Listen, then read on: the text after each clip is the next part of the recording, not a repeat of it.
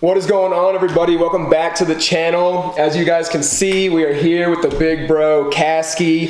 He just killed the show in Denver last night with Doobie. So we're here, we're gonna do a little interview and we're gonna chop it up. And welcome Caskey to the channel and welcome to Colorado, my friend. Honored to be here, brother. Thank you so much for coming through. Yes, sir.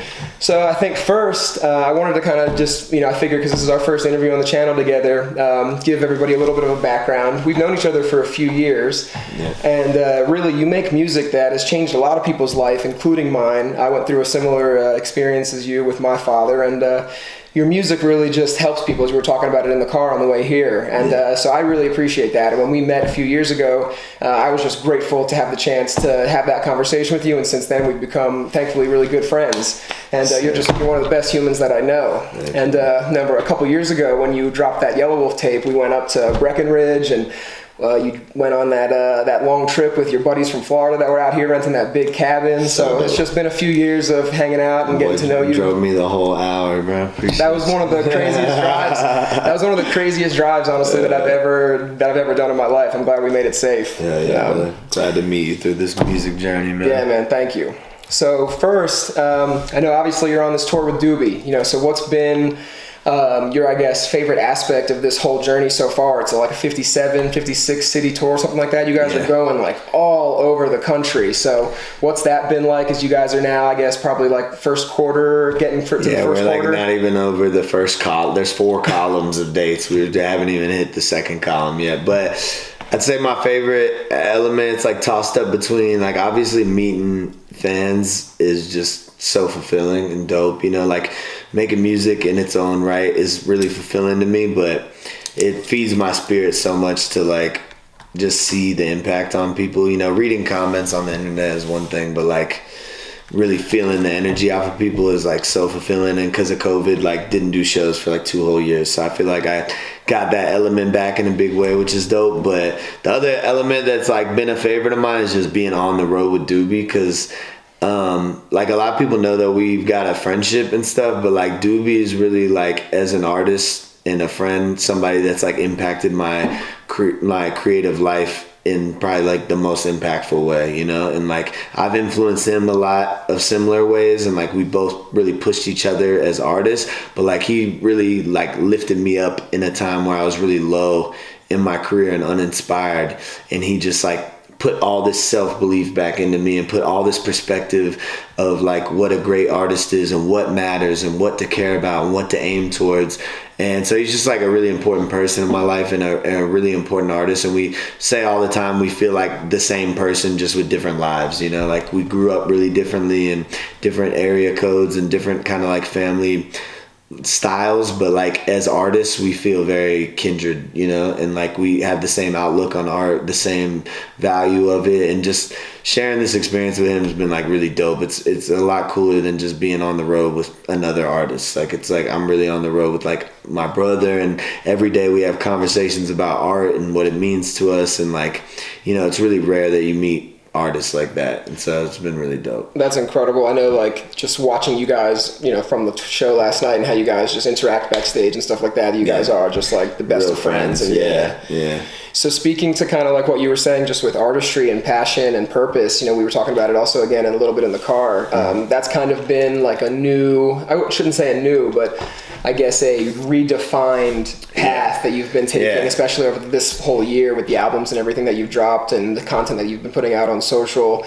I guess, can you kind of talk a little bit more about that new kind of shift in the energy that you've been putting out and how that's changed your music and what that's been doing? I think I've just had like clarity of like what really matters to me as an artist, because like, everybody, like when you start making art, it's just like you're called to do it and it's important to you and it's dope, but you maybe haven't like refined why in your head, and so there's been a lot of times in my career like I've just been called to make music since I was 15, and like there were times in my career where I felt like the success was going to make me happy, or the money, or like the accolades, and it's like through so many experiences and so many conversations and so many letdowns and things like that, I just like really refined what really matters to me, and I feel like I'm the happiest that I've ever been as an artist and like the most fulfilled.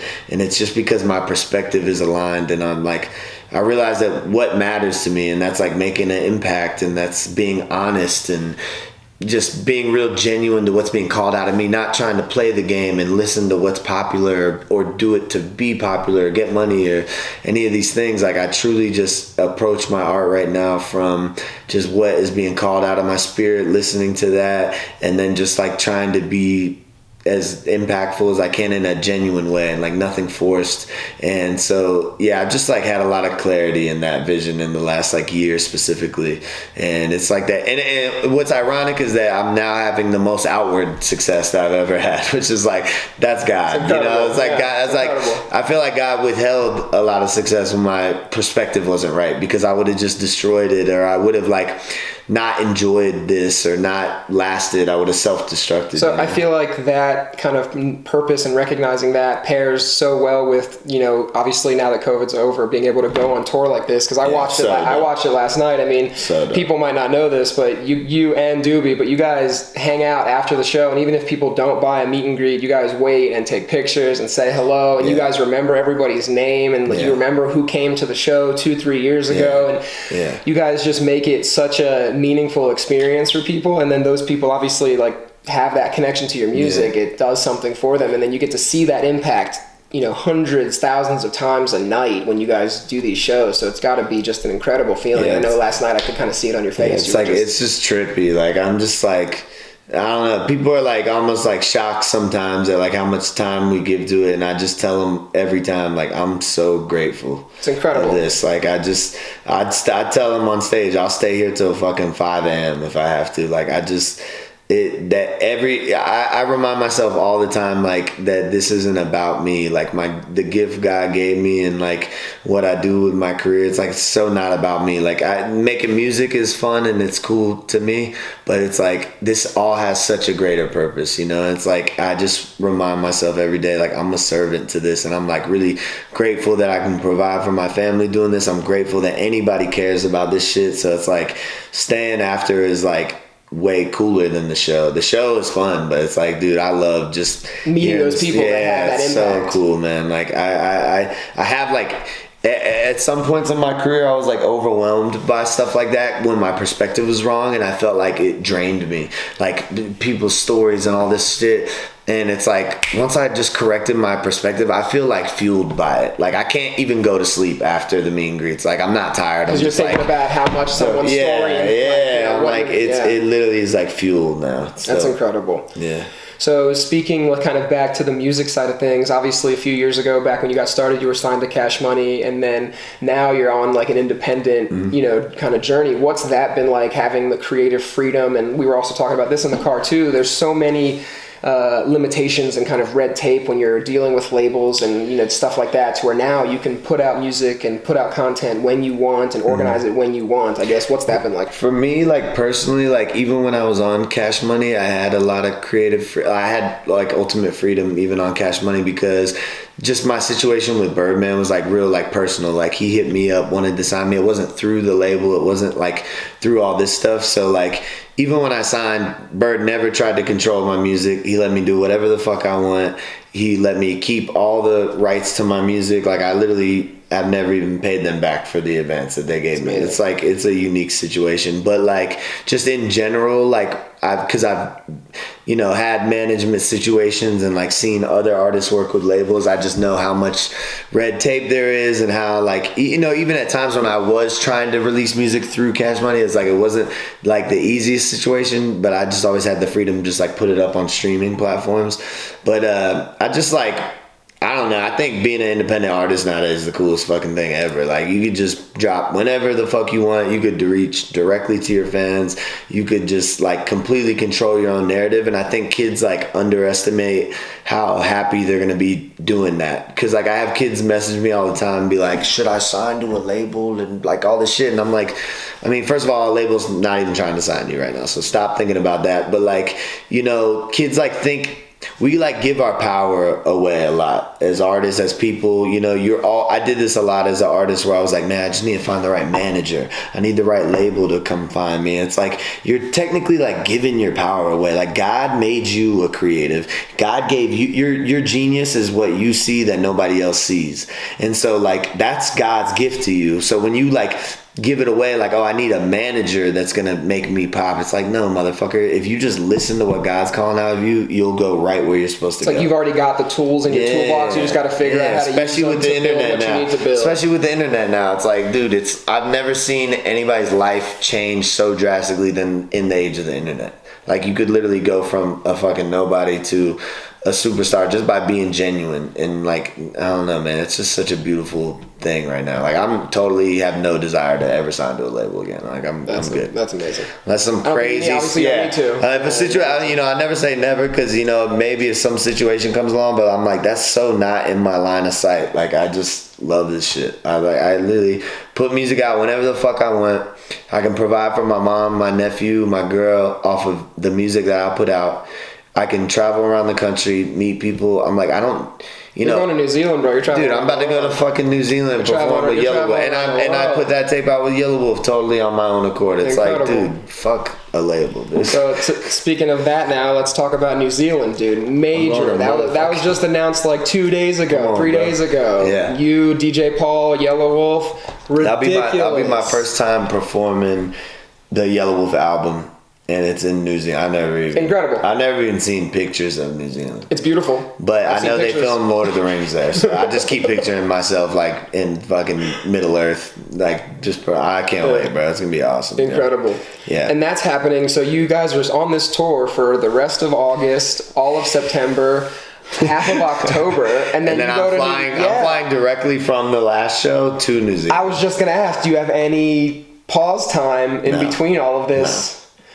But I'm a servant. So that's what God's asking of me. So I'm going to do it with a grateful heart. Of course. Like, it's like, it's tiring, but it's like, dude, working at fucking KFC was tiring, dude. Motherfucker, I'll fucking fly to New Zealand fresh off a 57 city tour happily. Me and Doobie talk about this a lot too, about like how not everybody's like built to be a touring artist or like be a part of like a touring artist group. And like, I just have that stamina. Like I love this shit. I would like sacrifice everything about myself to make art. That's something that I've thought about a lot as I've met more artists in my career, is just the process and commitment that it takes to not only just get your music out like that, but the tour is a serious, it's like the whole orchestration of it. It's a whole, like, it's an orchestra. You know, everybody has a role. Everybody has to play their part for it all to operate smoothly. And I think when people like want to be artists, they gotta like think long and hard about like what kind of artist they really want to be. Because some people will probably be happier just like,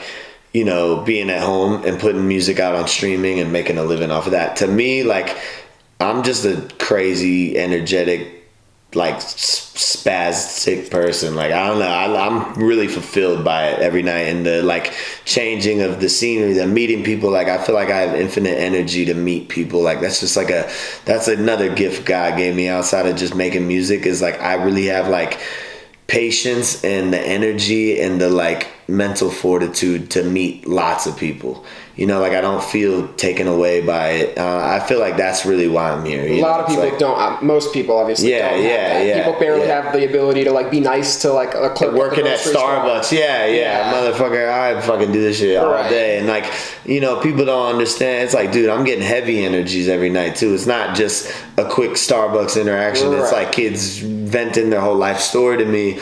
But I don't know. I don't know if it's even a gift or if it's just correct perspective. Because just with the right perspective, you just view it as so beautiful. Like I just, you know, I had a dude talking to me last night, and he's like going really like long about his story, and I just was like so present with the whole thing, you know. And I'm just like, whatever the fuck you want to get off your chest, which is hard to do even for people that are like in your normal life that are important to you, to just be that present all the time. Even with your own mom or something. Exactly. You know, it's like it's something I really just am trying to like have correct perspective on, man. Like, it is just, bro, this life is so not just about us, you know. It's like, dude, you're blessed to have kids would kill for this opportunity that I got. I got homies that would fucking kill to be in my shoes, and I get it. So I just like, I never let any bit of like negativity about it right now like creeping in my mind. Like I say a gratitude prayer before I go on stage, and my whole prayer is just about like, this isn't about me. Like, let me show up and give these kids exactly what they came for, and let me go meet them with the utmost patience, and like,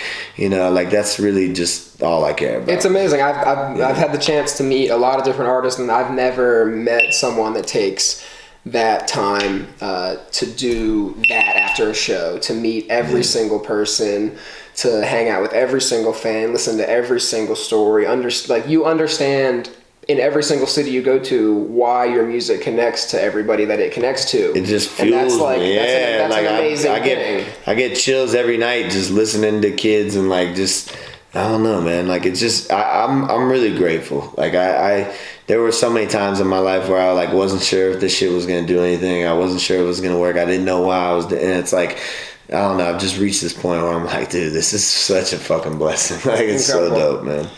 So I know kind of one of my final questions for us about music. You've got, obviously, you guys are crushing this tour for the next few months. You guys are hitting basically everywhere in the United States. Then you got New Zealand. When you come back, I know I've heard you talk a little bit on Instagram, and we've talked a little bit about it privately. You got a project coming up with Hector and Anonymous. Like, what musically are you kind of gearing up for? Because I know you kind of like to take some breaks and then like to kind of grind out project by project. What's next? The way my mind kind of works is like I always have about like 4 or 5 projects going on in my head, and then I kind of have like loose ideas about when they're gonna come out, but as I creep forward in days and as like time goes on, I get brought clarity of like what actually is gonna come next. Like Jaws. Yeah, like Jaws is still in the works, but that one like has so many pieces to it that'll probably come out like next year. Right. And then like I'm working on a project, Music to Live To, right now, just like inspired by this like rekindling of this like love that I've had for 10 years, and like Music to Die To was about like the loss of that love, and I have it back now. It's like I've always had this idea of music to live to, and I just didn't know when it was gonna come, and now it's like I literally have it half done. And I know you're so happy in your personal life now, and it's like I always had the idea for music to live to, but I was like, man, motherfucker, I gotta be happy to make that shit. And like, dude, I'm just so happy right now. It's like I made 3 songs for it 2 nights ago. Like, and on the same night. And obviously everybody has heard all your music about kind of the pain and suffering and what life has kind of brought you so far. So to hear the other side of that story of like how joyful life, because I don't want to be just only a pain artist. Like I've always known that. Like there are times where I like identified as like the suffering artist, and I just like I've always known that like I do want to like I heard the Pharrell Happy song, and I was like, this is so sick. Like what the fuck, I want to make a song that's like so uplifting like that, so like the way my like mind's always working is like kind of multiple projects going on. So I have like Music to Live To, that to me that feels like it's probably gonna come next, because I've made so many songs for it in the last 2 weeks. So I'm like, that one feels the most like natural coming, but like, I don't know. I never say, I try to shut the fuck up about what's coming next, because I've been wrong so many times. But Music to Live To, then me, Anonymous, and Hector Sounds are working on Matte Black, which is like a return to. Love the title. Yeah, it's a return to the Black Sheep sound, like the original sound, like the original Black Sheep sound, Black Sheep 2, Black Sheep 3, like that era is like, it's really centered around Anonymous and Hector's production, like their style of sounds. No Apologies. No Apologies is like Tasty. That was like all produced by Tasty. So we're working on No Apologies too. So that's like, I got a shitload of projects in there. But like that like eerie, dark like sound and weird like trap bounces with me still saying a lot of shit. That's like real like Black Sheep sound. That's like what I consider that. Like high. Yeah, and like fucking like Hustle, Don't Play With Me, like the whole Black Sheep 2 tape is like a condensed version of that. So like Matte Black is just like a return to that, because me, Anonymous, and Hector all been like on our own journeys growing too. So it's like it'll just be all of us coming together and like really making that in a refined way. So it's like Music to Live To, Matte Black, No Apologies To. Me and Tasty got another project that we haven't even titled yet that's just like so hard. Jaws. That's already like 4 or 5. Yeah. That's a lot.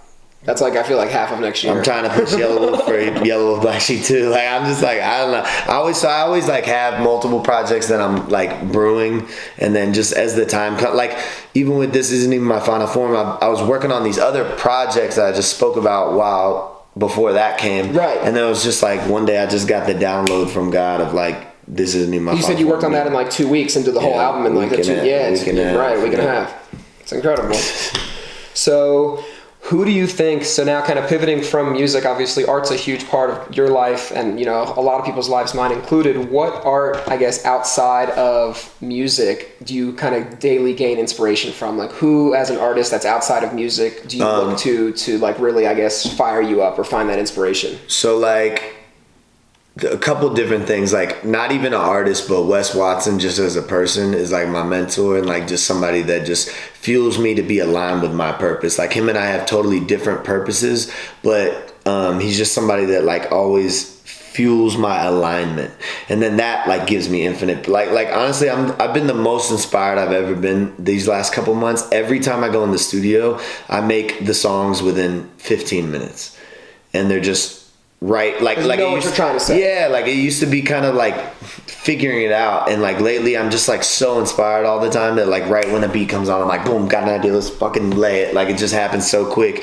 So like that. And I've seen you in the studio, dude. You are like, dude, I made 3 songs for Music to Live To the other night, like just, and so that's somebody that always fuels me. I'm always like looking at just like painters and just artists in that regard, like outside of music. Like I'm so inspired by painting, sculpture, architecture, like that really like always fuels me. Just things outside of music. Like I don't really need like a lot of music. Like I do what's actually okay music wise. I've been for the first time I'm now getting into like all the classics, like Led Zeppelin. Oh my god. And like I didn't know anything about Led Zeppelin, or I just found Fleetwood Mac. Okay. Like Doobie just introduced me to Fleetwood Mac this year, so like but I think it's like all divinely timed. What because about Rush? Has anyone introduced you to Rush? No, you're gonna have to put me on. Like I don't know any Rush songs. So like, okay. But like for the first time, like it's partially been being on the road with Doobie, and then my girl's got like a real eclectic music taste, and like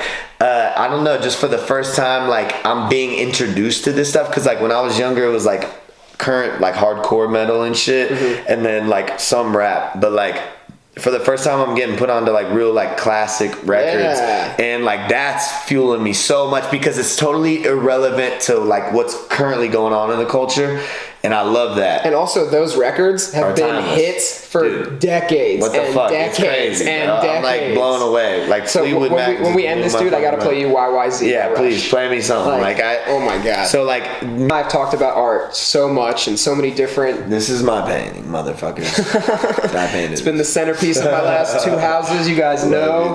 There's a channel. There's a video. I can't wait to paint again. I've been like missing painting so much because I've been on the road, and like I moved out of the crib that I was in right before tour. So like I haven't painted in 2 months, 3 months, and I won't be painting till like November. But when November comes, I'm gonna be like a psychopath. Like I'm gonna just make like 100 paintings. I'm ready for a second one to put up in my next office. Go crazy. This is so I wanted to kind of end today's little interview. We talked about one of my favorite other artists that does sculpture work from Spain, Cote Escriva, that big sculpture downstairs. But I wanted to do a little get your reaction. Made this? He did. So this is called Creepy Popeye. This guy, you gotta sell me that piece. By the way, I sent it to my girl. I said, "This feels like me." We can talk about it. In a piece of art. It's a monkey skull. I was like, "This is me. This is incredible." So this is Creepy Popeye. So basically, what Cote does is kind of deconstruct some classic characters. Dude, I love it. And it's just the way, in my opinion, the way that he paints and the way that he does his sculpture work. It was made with Thundermates, is the company that kind of makes the sculpture that's made out of vinyl.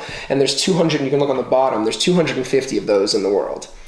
This is so sick. To me, one of the things that I appreciate about Cote's work is how it brings a different, I guess, layer and style to something that we've seen thousands of times. Like growing up, how many times did you see Popeye with the spinach and just the classic Popeye? This almost brings it to like not like Halloweeny, but it gives it like so cool. It's like Popeye's like darker cousin. You know what I mean? It's like so it's cool. Just a really neat piece, and I just wanted to really in like life, in art, and everything. There's nothing. Removable did I just break that? No, okay. It comes I was out. like, holy fuck! I just broke this. Yo, like it really in art and in life, like there is nothing completely new under the sun. Like everything is a reinterpretation. And that's what's really dope about this is like that's what great art is. Like music is the same way, paintings are the same. I'm not the first person to paint a skull. It's like we're all kind of like drawn to and inspired by things, and the way that we perceive everything is like our total unique genius. So like this dude just like totally tapped into like just his own perspective. It's so dope. This is amazing. I'm gonna steal this. Well, bro, I know that we're a little tight on time. You got a lot of stuff. You got a show in Colorado Springs tonight. Love you, bro. I'm proud you too. Of you. Proud of everything you've done. Just honored to know you, bro. And it's really dope that we've met and formed this friendship through music. Like, just it's really dope. Man. Thank you so much. I appreciate everything. You're a great human, bro. Yeah, you too, bro. I appreciate everything, and we'll have to talk. We'll have to talk about getting you some cote work for sure. Yeah, let's go, man. I'm gonna buy that one down there, obviously. Love you, brother. Love you too. Much love. Let's get it, man.